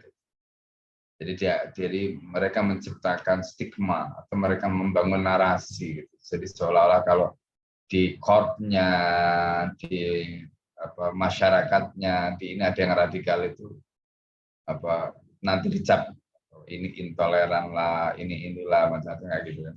Padahal sebenarnya yang dimusuhi Islam kan sebenarnya. Cuma narasinya dibangun begitu. Gitu. Ya kan narasinya dibangun begitu. Nah, bodohnya umat Islam mengikuti ya, yang terutama yang nggak ngerti-ngerti ini. Nah, jadi intinya kurang lebih sama. Ya, kurang lebih sama. Jadi orang kafir pada waktu itu, mereka itu merasa malu kalau ada dari sukunya atau keluarganya itu yang dianggap murtad dari agama mereka masuk Islam itu malu. Gitu. Ya, itu mencoreng suku atau kabilah mereka. Nah ini kemudian akhirnya Utsman bin Affan tadi itu diikat, ya, dipaksa meninggalkan agama ini, tapi ya nggak bisa karena ya itu dari betapa sabarnya beliau, ya sabaran beliau luar biasa tadi. Artinya nggak mungkin, pertanyaannya gini loh, jadi nggak mungkin mereka itu kalau imannya tidak kokoh itu nggak mungkin gitu. Mereka bisa bertahan itu nggak mungkin, ya kan? Nah, jadi ketika mereka itu bisa sabar, bisa kokoh, bertahan dengan berbagai macam narasi, bulian, macam-macam yang dibangun, termasuk juga penyiksaan fisik tadi, itu menunjukkan akidah mereka luar biasa. Jadi kalau sekarang umat Islam itu dituduh intoleran ini itu macam-macam terngeper itu berarti akidahnya ada masalah. Gitu. Dan pemahaman dia tentang Islam ada masalah. Nah, ini yang harus kita pahami. Itu kisah tentang Utsman bin Affan. Kemudian Thalhah bin Ubaidillah juga sama. Thalhah bin Ubaidillah ini masuk Islam melalui tangan Abu Bakar juga. Ya, Thalhah bin Ubaidillah ini masuk Islam melalui tangan Abu Bakar. Nah, di sini ceritakan ya ketika kami sedang mondar-mandir antara Safa dan Marwah, sekumpulan orang menggiring seorang pemuda yang tangannya dibelenggu di punggungnya. Ini kata ya dari Ibnu Mas'ud ini, ya bin Hirasi. Kemudian aku bertanya, apa yang terjadi padanya? Orang itu menjawab, dia Thalhah bin Ubaidillah yang dianggap murtad dari agama nenek moyangnya. Kemudian di belakang pemuda itu seorang perempuan berjalan sambil mengomeli dan mengumpatnya. Nah itu ternyata ibunya. Ya, perempuan itu ternyata dari Syu'bah binti Hadrami itu ibunya Thalhah bin Ubaidillah. Nah jadi ini gambaran terkait dengan apa namanya bagaimana Thalhah bin Ubaidillah tadi itu, jadi Thalhah bin Ubaidillah tadi itu begitu rupa ya mereka itu menyiksa Thalhah, kemudian tapi Thalhah itu tetap masya Allah ya istiqomah dalam agamanya, jadi enggak ini sama sekali. Nah ini yang harus kita tahu. Nah, kemudian yang tadi terakhir ya terkait dengan Zubair bin Awam. Zubair bin Awam, ya, Zubair bin Awam ini ketika itu masih kecil, usianya ya masih muda lah. Ya, masuk Islam itu disebutkan apa namanya, Zubair bin Awam itu masuk Islam usianya 8 tahun. Jadi Zubair itu usianya kurang lebih dengan Sayyidina Ali, hampir kurang lebih lah. Gitu. Nah, mereka ini saudara sepupu, ya. Jadi Zubair bin Awam dengan Sayyidina Ali itu saudara sepupu. Kenapa? Zubair itu anak dari Sofia. Sofia itu bibinya Rasulullah. Sofia itu saudaranya bapaknya Sayyidina Ali, yaitu Abu Thalib. Gitu loh. Ya, jadi Sofia itu saudaranya Abu Thalib, saudaranya Abdullah. Abdullah itu kan ibu apa ayah Rasulullah ya kan. Abu Thalib itu ayahnya Sayyidina Ali. Sofia itu ibunya Zubair. Jadi mereka ini saudara sepupu. Gitu. Jadi saudara sepupu. Nah, Zubair itu masih kecil, usia 8 tahun, sama seperti Sayyidina Ali, usia 8 tahun masuk Islam. Nah, cuma kan kalau Sayyidina Ali itu masuk Islam lebih dulu karena memang Sayyidina Ali itu kan tinggal di rumahnya Nabi. Kalau Zubair bin Awam ini enggak. Gitu. Ya, Zubair bin Awam. Nah, cuma yang menarik adalah Zubair ini kemudian menjadi istilahnya khawari, ya, orang yang sanggup untuk membela Rasulullah sampai tetes darah penghabisan. Nah, sehingga mendapatkan gelar Hawariyun Nabi, Khawari Nabi itu. Nah, Zubair ini didikan ibunya luar biasa, keras. Ya, Zubair ini keras sekali. Jadi memang ini juga salah satu faktor ya. Jadi orang-orang hebat itu memang tidak bisa dilepaskan dari pendidikan. Jadi kalau bapak ibunya itu lembek ya, istilahnya itu ya lemes. Ya biasanya anaknya juga nggak jauh beda lah gitu. Jadi biasanya anak-anak yang dididik dengan didikan yang keras, dengan didikan yang disiplinnya itu akan tampak pada dirinya, kekuatan jiwanya, kekuatan pribadinya. Itu seperti yang terjadi pada Zubair bin Awam tadi. Nah, jadi Zubair bin Awam ini memang termasuk masuk Islam awal, tapi tidak seperti Sayyidina Ali. Kalau Sayyidina Ali karena tadi kita tinggal di rumah Rasulullah, jadi beliau relatif ya lebih dulu lah gitu, masuk Islamnya kan lebih dulu tahunnya gitu. Kalau Zubair kan gitu. Nah, cuma ketika dia masuk Islam ini luar biasa ya. Nah, nanti Zubair itu mendidik anaknya Abdullah bin Zubair. Itu umur 8 tahun diajak perang, dibonceng di belakangnya. Ya kan? Nah, jadi kalau Zubair itu bisa begitu karena ibunya, didikannya ibunya. Keras sekali ibunya. Sofia itu pendidik Zubair itu. Sehingga menjadi rijal yang menjadi satria hebat. Jadi nggak lembek. Ya, itu Zubair. Ya, Zubair bin Awam. Nah, jadi itu kisah ya terkait dengan mereka. Nah, kemudian Zubair ini juga sama. Zubair ini diceritakan di situ Abdul Aswad ya. Jadi dari Abdul Aswad ceritakan Zubair ini memulai Islam ketika masih 8 tahun tadi, jadi ikut hijrah ketika berusia 18 tahun ya, masih muda sekali. Nah, paman Zubair itu sering menggantungnya dengan Tikarauti Asabi. Ya, karena ya apa namanya? Ya paman-pamannya kan kayak Abu Lahab itu.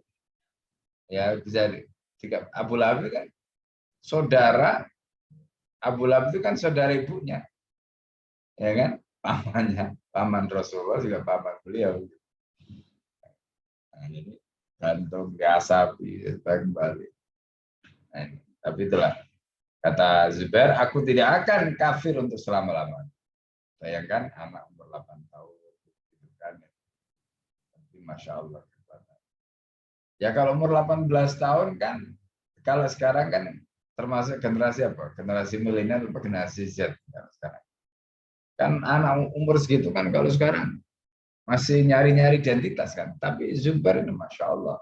Ya kan kalau tadi digantung kayak begitu terus nggak istilahnya itu berubah sama sekali. Itu kan menunjukkan luar biasa. Ya kan kekuatan imannya, masya Allah. Kalau bukan karena kekuatan imannya kan nggak mungkin. Nah, jadi ini pelajaran penting bagi kita ya, bagaimana ketabahan dan keteguhan nanti mereka gitu. Nah, itu juga sekaligus. Jadi kalau di dalam kitab Ar-Rahil Mahtum itu disebutkan apa sih sebenarnya faktor menyebabkan mereka bisa kuat kayak begitu? Ya iman. Kalau bukan karena iman nggak bisa. Nah pertanyaannya kemudian gimana imannya mereka itu kok bisa kuat seperti itu? Berarti disinilah ya. Nggak mungkin iman itu bisa kuat seperti itu kalau imannya nggak dibangun dengan nalar, gitu. Nggak mungkin. Gitu. Kalau imannya hanya dengan hati saja itu nggak mungkin. Coba bandingkan dengan anak sekarang, usia 8 tahun sampai 18 tahun, kayak apa sekarang? Ya, mereka belum kelihatan jadi pejuang ya masih alay, generasi alay, ya kan? Nah, ini yang kita harusnya malu gitu, ya anak-anak umur segitu tapi ya masih manja gitu. Kalau orang Jawa bilang itu mbok-mbokan, ya tahu mbok-mbokan itu ya masih ya apa kemana-mana sama maknya. Nah, ini generasi alay. Nah, jadi makanya penting itu dia menjadi ibu, menjadi ayah itu bagaimana mendidik ya, anak-anak itu menjadi anak-anak yang kuat itu penting. Ya kadang memang kita itu nggak tega gitu, ya dengan perasaan apalagi ibu ya perasaan nggak tega tapi ketidaktegaan seorang ibu melepaskan anak atau katakanlah memberikan kepercayaan pada anak itu memang jadi gula bagi anak itu tapi racun. Jadi kalau gulanya itu kebanyakan itu nanti jadi diabetes. Jadi nggak sehat jadi anak. Ya, akhirnya gitu kan manja gitu. Jadi ya istilahnya nggak tegar lah. Nah bandingkan dengan Sofia yang masya Allah bagaimana Zubair itu dilatih oleh ibunya ya naik kuda jatuh gitu, dibiarkan bangun sendiri nangis biarkan sampai begitu ya bagaimana. Nah, jadi memang hidup itu mengajarkan pelajaran dalam kehidupan kita. Nah, jadi banyak kita itu menjadi hebat itu karena dididik oleh kehidupan. Ya, orang-orang yang mentalnya kuat itu justru karena hidup khusus. Itu juga bagian dari tempat. Sehingga dia tegar. Sementara orang-orang yang biasanya dididik dengan pendidikan yang lemah tadi itu ya mentalnya rapuh. Nah, jadi kuncinya tadi iman ya yang bisa membuat mereka seperti itu. Kalau bukan karena iman nggak bisa. Ya.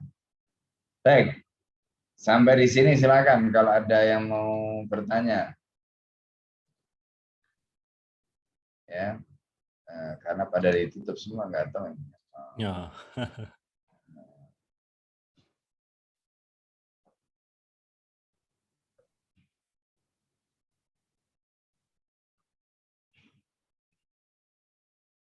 Mungkin saya kembali ingin bertanya terkait dengan pendidikan. Silakan.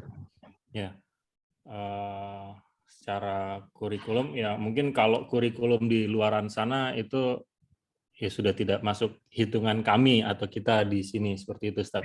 Nah, batasan mendidik secara keras itu seperti apa sih, Ustaz? Gitu. Jadi kadang kan kita karena memang dalam mendidik itu di kehidupan saat ini ya tidak ada gurunya, tidak ada kelasnya, tidak ada sekolahnya gitu, Ustaz. Nah, jadi pada saat belajar kita mendidik itu hanya mengikuti bagaimana orang tua mengajar kepada kita. Seperti itu, Ustaz. Nah, sekarang batasan keras itu seperti apa gitu, Ustaz? Baik, itu aja, Ustaz. Ya, jadi apa namanya? Pendidikan yang diberikan oleh lingkungan, oleh keluarga, oleh katakan orang tua itu memang pada akhirnya akan membentuk itu semuanya menjadi madrasah. Ya, madrasah yang membentuk kita semua. Ya, jadi kehidupan yang tadi kita sebut keras itu dalam arti kan bisa jadi dia memang seperti bukan berarti mengalami kekerasan, enggak, bukan begitu. Tapi maksudnya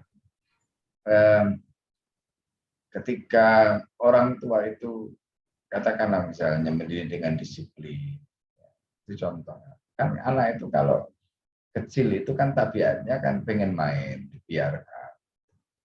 Itu kan tabiat. Tabiat manusia begitu. Nah, kalau orang tuanya itu tidak punya konsep pendidikan, anaknya dibiarkan, dia akan jadi begitu tuh. Tidak ada aturan, ya, karena masih kecil, harusnya masih kecil. Termasuk nggak usah beri perintah atau larangan. Nah, itu kan berarti anak itu dibiarkan tanpa aturan. Ya. Nah, itu kata teori barat sih, katanya itu akan membuat mereka jadi lepas gitu, sehingga akan mengalami semacam apa istilahnya mereka itu ledakan potensi macam-macam, tapi itu nggak terbukti. Nah, kalau kita bandingkan ya generasi-generasi hebat di masa lalu, justru mereka dididik dari kecil. Ya, dididik dari kecil. Imam Nawawi itu bisa menjadi begitu hebat itu karena dari kecil beliau memang sudah memilih jalan itu. Di jalan hidupnya menjadi ulama.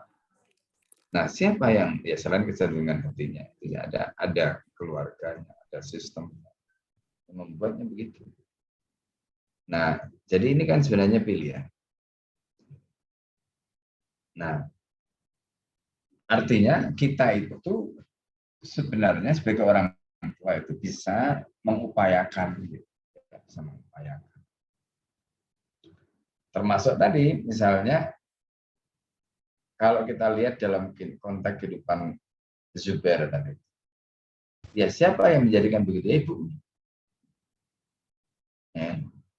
Nah, pengalaman-pengalaman hidup itu, ketika itu diajarkan dengan benar, maka itu juga akan membentuk karakter anak-anak. Ya. Misalnya kita lihat ya di Mauritania itu negara miskin di Afrika. Tapi bagaimana anak-anak kecil yang keluar dari rumah itu rata-rata mereka sudah hafal Quran, rata-rata mereka sudah hafal kitab Al-Muwatta'nya Imam Malik. Setelah itu nanti mereka mencari ulama lain untuk mendapatkan sanad ilmu yang lain. Dan mereka semuanya mengandalkan hafal. Itu di Mauritania. Rata-rata di Mauritania.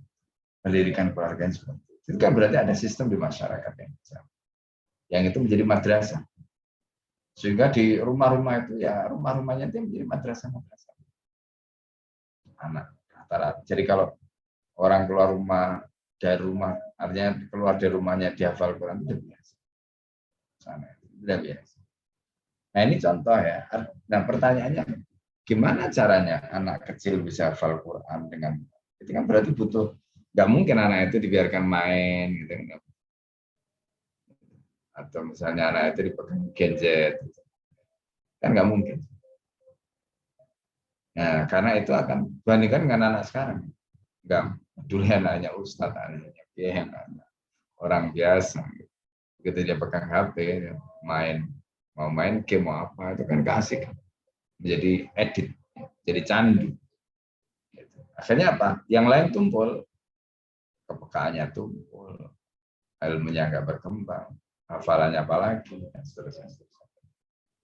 Nah, ini kan pendidikan yang melenakan. Sebaliknya yang tadi itu yang sejak kecil kemudian dia sudah seperti Imam Nawawi, seperti anak-anak Mauritania, berarti artinya sejak kecil itu ya dididik dengan pendidikan dalam tanda petik keras tadi itu.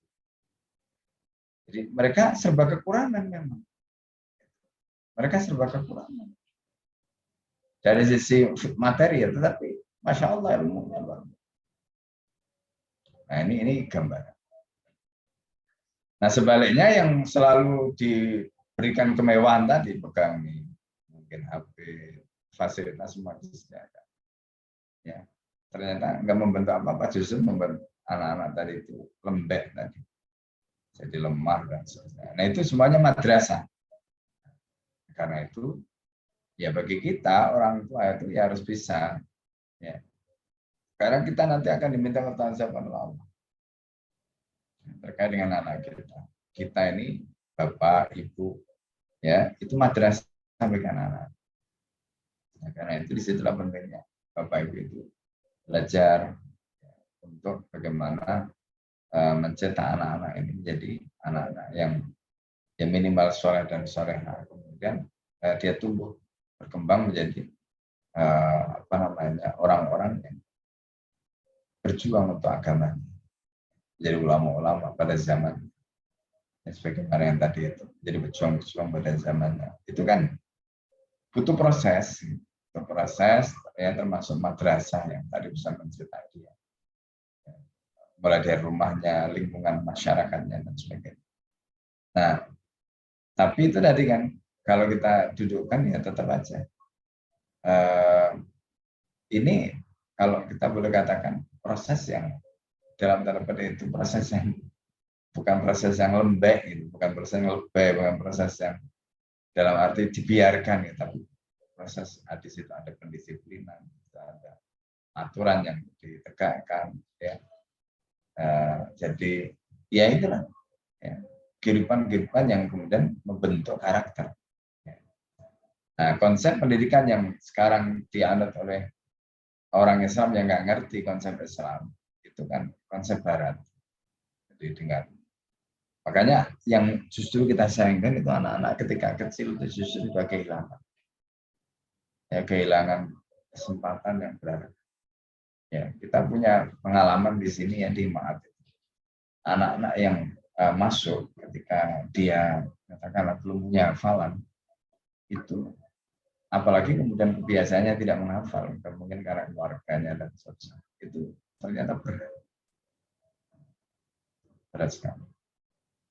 Jadi, nah ini juga salah satu tantangan. Ya makanya kemudian tahun ini itu tes tahun ini ya, masuk tahun depan itu kita buat minimal 3 juz.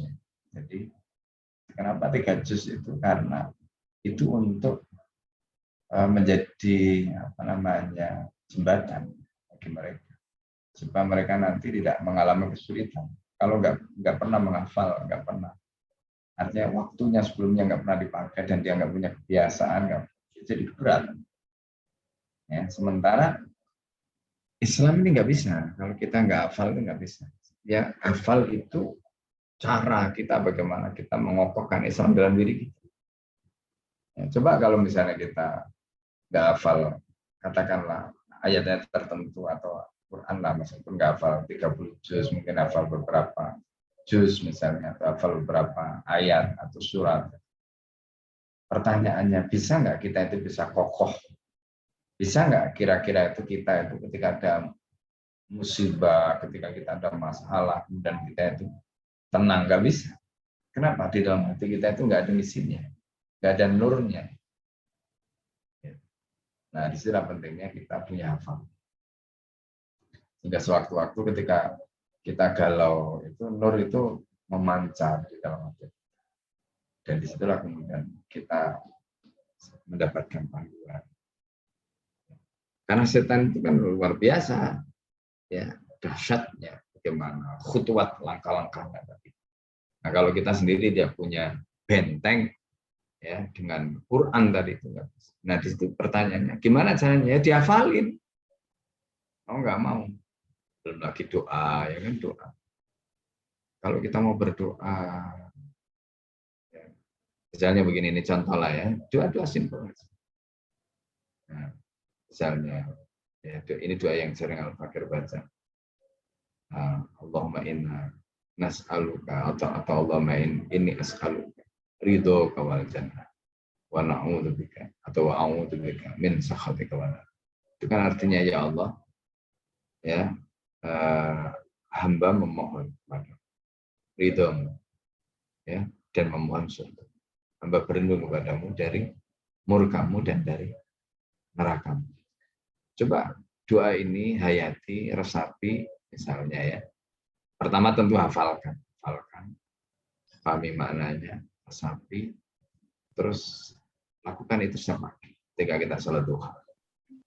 Ya. Bahwa itu ikrar kita, ya, itu ikrar kita kepada Allah. Ya. Jadi itu ikrar kita kepada Allah. Jadi ketika kita berdoa kemudian kita ya Allah, apa yang aku lakukan, apa yang hamba lakukan, mau kerja, kita mau kerja ini untuk mendapatkan gitu, mendapatkan surga. Ada ketenangan di dalam hati kita. Apa yang kita lakukan itu enggak sia-sia. Kemudian kita mohon pada Allah, berlindung dari murkanya kan. Itu puncak. Karena ridhonya Allah itu puncak, ya, dari istilahnya itu kebahagiaan yang kita dapat. Maka seberat apapun ketika kita melakukan amal itu karena untuk mendapatkan ridha Allah itu nikmat gitu. Kita akan merasakan bahagia, merasakan ketenangan. Nah, kalau doa itu terus kita hafal ya, dan kita terus setiap pagi atau malam, jadi untuk muhasabah kita ketika kita bekerja, kita mengawali hidup pagi ini, kemudian kita lakukan itu dan kita merasakan apa yang kita lakukan hari ini itu karena Allah, itu terasa luar biasa. Nah, coba pola itu lakukan. Nah, itu kan berarti apa? Kita harus hafal. Minimal doa-doa pendek seperti itu. Nah, itu kan butuh effort.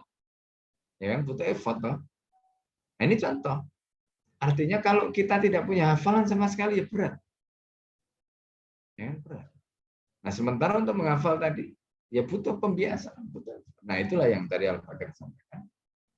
Akan sangat berat ketika kita mendidik anak itu dengan pola ya yang seperti sekarang ini, dengan pola yang liberal tadi istilahnya itu, dalam tanda petik itu pendidikan yang lembek, bukan pendidikan yang keras dalam tanda petik ya, bukan keras dalam arti dipukuli, digebuki, bukan itu maksudnya, tapi anak itu merasakan bahwa mereka harus sungguh-sungguh, mereka harus, nah itu. Jadi bukan isinya itu ya seperti alay tadi itu main-main.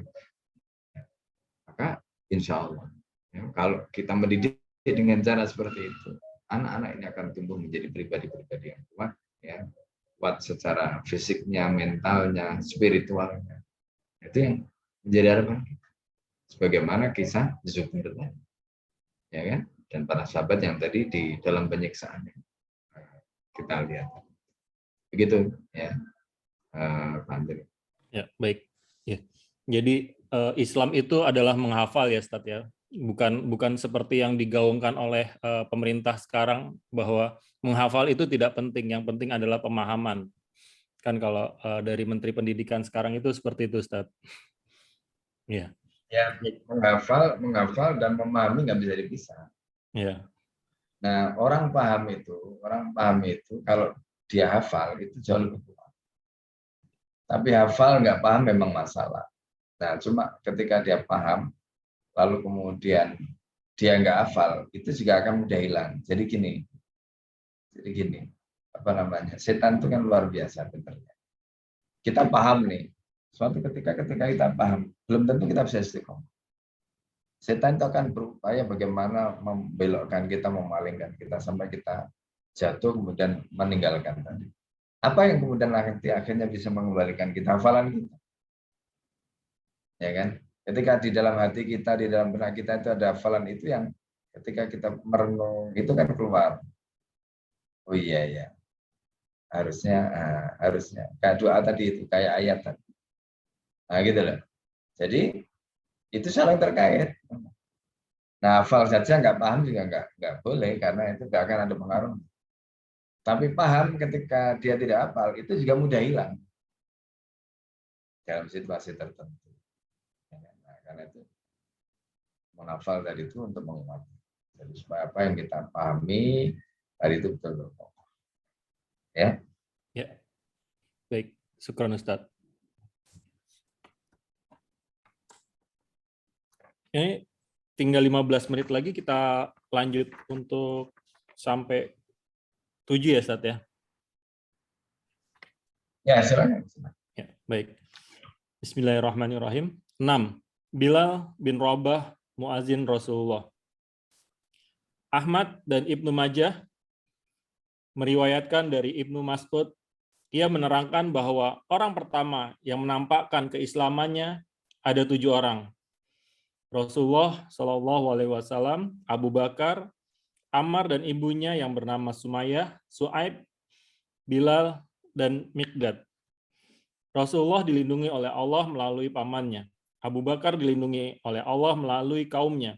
Sedangkan sahabat lainnya ditangkap dan dianiaya oleh orang musyrik. Mereka dipaksa memakai baju besi, lalu dijemur di bawah terik matahari. Mereka akhirnya mengikuti apa yang dikehendaki orang musyrik itu, kecuali Bilal. Itu karena Bilal menganggap dirinya terlalu remeh jika dibandingkan dengan urusan Allah, dan menganggap sepele urusan kaumnya. Mereka menangkap dan menyerahkannya kepada anak-anak, yang kemudian menyeretnya berkeliling di gang-gang Mekah, sementara Bilal hanya mengucap ahad, ahad. 7. Ammar bin Yasir dan keluarganya. At-Tabrani, Al-Hakim, Baihaqi, dan Ibnu Asakir meriwayatkan dari Jabir radhiyallahu an bahwa Rasulullah Shallallahu Alaihi Wasallam melihat Ammar dan keluarganya sedang disiksa. Maka beliau bersabda, bergembiralah keluarga Yasir, sebab kalian dijanjikan surga. Dalam Al-Hilyah, Abu Nu'aim meriwayatkan dari Abu Ubaidah bin Muhammad bin Amr bahwa orang musyrik menangkap Ammar radhiyallahu an dan tidak melepaskannya sebelum ia bersedia memaki Rasulullah dan memuji-muji Tuhan mereka. Belakangan ketika mendatangi Rasulullah, beliau bertanya kepadanya, "Apa yang terjadi padamu?" Ammar menjawab, "Bencana, wahai Rasulullah. Aku tidak dilepaskan sebelum memaki Anda dan memuji-muji Tuhan mereka." Rasulullah bertanya, "Bagaimana hatimu saat itu?" Ammar menjawab, "Aku merasa hatiku tetap mantap dalam iman." Rasulullah bersabda, "Seandainya mereka mengulangi perbuatan itu pada dirimu, ucapkan saja perkataan serupa." Hadis yang sama juga diriwayatkan Ibnu Sa'ad dari Abu Ubaidah. Ibnu Sa'ad meriwayatkan pula dari Amr bin Maimun. Ia menceritakan, orang musyrik itu membakar Ammar bin Yasir. Kemudian Rasulullah Shallallahu Alaihi Wasallam menjumpainya dan mengusap kepala Ammar sambil berdoa, "Wahai api, jadilah engkau dingin dan menyelamatkan Ammar, sebagaimana engkau pernah menjadi seperti itu bagi Ibrahim radhiyallahu seperti itu bagi Ibrahim. Engkau, Ammar, kelak akan dibunuh oleh kelompok yang melampaui batas."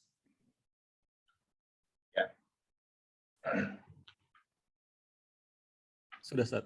Baik, ya. Pertama tentang Bilal ya. Jadi Bilal bin Rabah ini masuk Islam pada saat di Mekah, ya. Dan Bilal ini adalah budak. Ya, Bilal ini budak, dan begitu juga keluarga Ammar. Nah, jadi kalau kita perhatikan, yang menarik itu tadi kan sebelumnya itu adalah kisah Islamnya orang-orang merdeka. Nah, ini kisah Islamnya budak-budak. Tapi Masya Allah, Islam itu begitu masuk di dalam hati manusia, mau budak, mau orang merdeka, itu sama. Gitu. Jadi Bilal itu ketika Islam itu sudah masuk dalam hatinya, itu imannya juga luar biasa. Kata Bilal, nggak ada yang penting dalam hidup ini kecuali Islam. Hidupnya pun ya mau digadaikan, mau istilahnya apakan oleh orang kafir tadi nggak penting. Yang penting beliau tidak kehilangan Islamnya. Makanya Masya Allah sikapnya kan. Termasuk ketika dipakaikan baju besi kemudian dijemur di terik matahari, kebayang ya, Mekah itu kan tanahnya itu ya kayak sekarang itu kalau kita lihat ya, sebelum ada aspal itu kan batunya batu cadas. Kalau kena sinar matahari panas. Terus udah gitu pakai baju besi ya, baju besinya kena panas kan panas gitu. Yang Masya Allah. Ditindih batu lagi. Itu kan menunjukkan luar biasa. Dan apa yang dilakukan oleh Bilal itu hanya mengucapkan akhir. Jadi Bilal ini Masya Allah ya, keistiqomahnya juga luar biasa. Dan nanti Rasulullah SAW itu menceritakan pada Bilal bahwa Bilal atau sahabat yang lain ya, saya ingat Al-Fakir itu Bilal ya. Itu nanti terumpahnya itu didengarkan oleh Rasulullah SAW ada di surga. Gitu. Jadi kalau terumpahnya itu ada di surga kan berarti orangnya pasti di surga kan. Nah, itu Bilal ya. Nah, jadi sahabat-sahabat Rasulullah yang luar biasa. Nah, kemudian yang kedua itu adalah Ammar bin Yasir dan keluarga. Jadi Sumayyah ibunya Ammar itu disiksa dengan penyiksaan yang Masya Allah dahsyat sekali sampai akhirnya beliau itu menjadi syahidah ya, yang pertama dalam Islam dan beliau ini wafat di Mekah. Nah, hal yang sama juga dialami oleh Ammar bin Yasir. Ya. Nah, di sini ada kisah menarik sebenarnya. Dan ini riwayat ini masyhur ya, ketika keluarga Ammar itu di dalam penyiksaan itu Rasulullah SAW itu kalau kita lihat sekarang itu kan bahasanya melakukan advokasi. Tapi di sini Rasulullah tidak melakukan advokasi.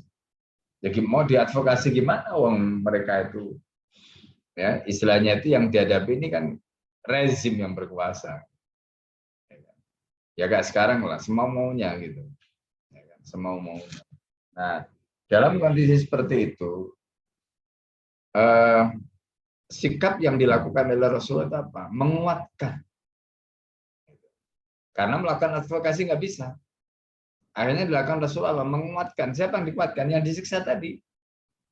Makanya Rasulullah kemudian mengatakan kan kepada apa namanya? Jadi mengatakan kepada keluarga Ammar bin Yasir itu, "Sobran ala Yasir fa inna mu'idakumul jannah," kata Rasulullah. Wahai keluarga Yasir, bersabarlah. Karena sesungguhnya janji yang Allah berikan kepadamu itu adalah surga. Masya Allah. Itu kata-kata Nabi yang disampaikan kepada keluarga Yasir. Lalu Sumayyah yang ketika itu sedang disiksa dan mengerang kesakitan itu mengatakan dengan tegar kepada Nabi, "Fa innaha dhahirah amami ya Rasul." Ya Rasulullah, surga itu sudah tampak di depan mata. Masya Allah. Nah, inilah iman ya, iman kepada sesuatu yang gaib. Surga kan nggak kelihatan, tapi bagi orang yang yakin sesuatu yang nggak kelihatan tadi itu terlihat. Bagi orang yang yakin sesuatu yang jauh itu dekat. Tapi bagi orang yang nggak yakin meskipun di depan mata, dia juga masih mengingkari. Itu terasa jauh. Itu bagi orang yang nggak yakin. Ini soal keyakinan. Oleh karena itu yang dilakukan Rasul. Jadi Rasulullah tidak bisa melakukan apa-apa kecuali itu, mensupport, ya kan. Kemudian Rasulullah menguatkan, gitu. Termasuk diantaranya riwayat berikutnya itu nanti terkait dengan Ammar, di mana Ammar ini mengadu kepada Rasulullah SAW, ya Rasulullah, aku terpaksa karena disuruh untuk menjelek-jelekan, ya. Jadi kan itu kan nggak boleh, gitu. Menghina Nabi itu kan nggak boleh. Tapi aku terpaksa melakukan itu. Kalau dalam riwayat yang lain itu disuruh murtad. Kemudian Rasulullah bertanya, itu seperti disebutkan dalam Al-Quran. Ya, ilaman ukriha wa qalbuhu mutmainnun bil iman, kecuali orang-orang dipaksa untuk murtad dan hatinya tetap beriman. Itu dalam Al-Quran. Lalu kemudian Rasulullah bertanya kepada Yasir, kepada Ammar. Ya. Kemudian ditanya, lalu hatimu bagaimana? Ya. Hatimu bagaimana? Kemudian kata Ammar bin Yasir, ya aku sih tetap beriman, gitu. Maksudnya sekalipun secara dohir tadi itu menampakkan kecaman, celaan, makian, hinaan, atau bahkan mungkin kekufuran, gitu. Tapi sebenarnya itu hanya mulutnya. Ya karena situasinya seperti itu. Nah ini kalau di dalam Al-Quran itu disebutkan ada nas ya. Jadi illa antat taqwa minhum tuqata. Ya, illa antat taqwa minhum tuqata. Itu pengecualian.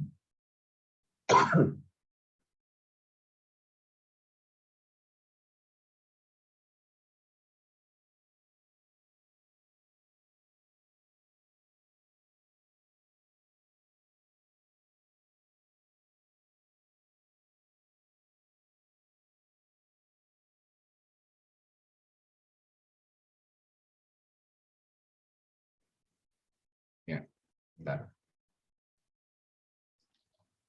Tes. Iya Ustadz.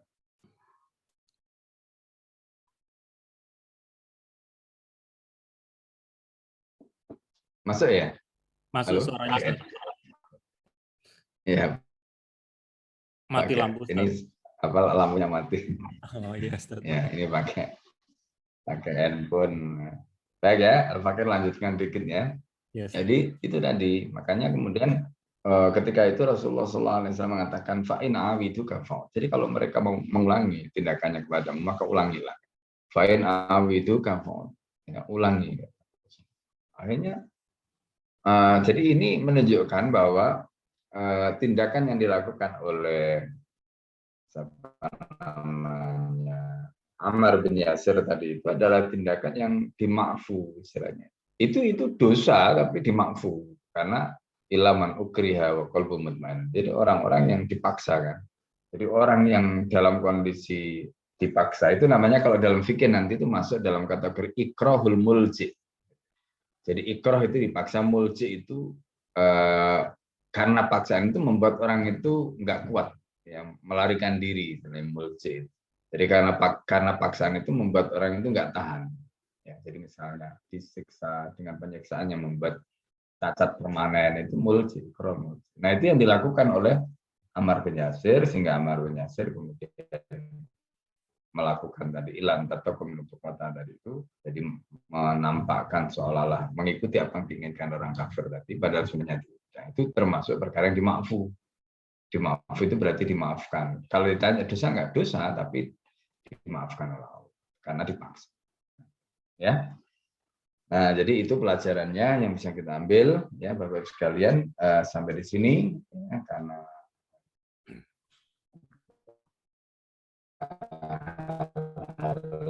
teknis yang kurang bersahabat. Ya, baik. Jadi kita tutupkan apa ya. Ya, silakan. Ya, baik Ustadz, syukron atas pemaparannya. Mungkin mohon doanya Ustadz untuk sekalian kita tutup nanti. Tafadhol Ustadz untuk membimbing. Ya, baik. Doa. Ya, baik. Insyaallah.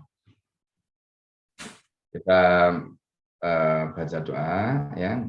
Tolong diaminkan saja, kita baca surat Al-Fatihah dan tindakan saleh Al-Fatihah. A'udzu billahi minasyaitonir rajim. Bismillahirrahmanirrahim. Alhamdulillahirabbil alamin. Arrahmanir rahim. Maliki yaumiddin. Iyyaka na'budu wa iyyaka nasta'in. Ihdinas siratal mustaqim. Shiratal ladzina an'amta 'alaihim ghairil maghdubi 'alaihim. Bismillahirrahmanirrahim. Allahumma shalli wa sallim ala sayyidina Muhammadin alhamdulillahirabbil alamin. Alhamdulillah. Ya Rabbana lakal hamdu kama yanbaghi. Allahumma inna nas'aluka ridhaka wal jannah wa na'udzubika min sakhatika. Allahumma inna nas'aluka ridhaka wal jannah wa na'udzubika min sakhatika. Allahumma inna nas'aluka ridhaka wal jannah wa na'udzubika min sakhatika. Allahumma inna nas'aluka min al-khairi kullihi ajlihi wa ajlihi. Amin. Ma'alimna min wa lam na'lam wa na'udzubika min syarri kulli ajlihi wa ajlihi. Ma'alimna min wa lam na'lam. Allahumma yassir wa la tu'assir, yassir wa la tu'assir, yassir wa la tu'assir. Allahumma anfa'na bima 'allamtana wa 'allimna ma yanfa'una wa zidna ilma. Rabbana hab lana min azwajina wa dhurriyyatina qurrata a'yun waj'alna lil muttaqina imama. Rabbana atina fid dunya hasanatan wa fil akhirati hasanatan wa qina adzabannar. Amin. Amin. Amin. Assalamualaikum warahmatullahi wabarakatuh. Waalaikumsalam warahmatullahi wabarakatuh. Ya, kita tutup dengan membaca alhamdulillah, kemudian istighfar 3 kali. Alhamdulillahirabbil alamin. Alhamdulillah. Astaghfirullahalazim, astaghfirullahalazim, astaghfirullahalazim, dan kita akhiri dengan doa kafaratul majlis. Subhanakallahumma wa bihamdika asyhadu an la ilaha illa anta astaghfiruka wa atubu ilaik. Billahi taufik wal hidayah. Wassalamualaikum warahmatullahi wabarakatuh.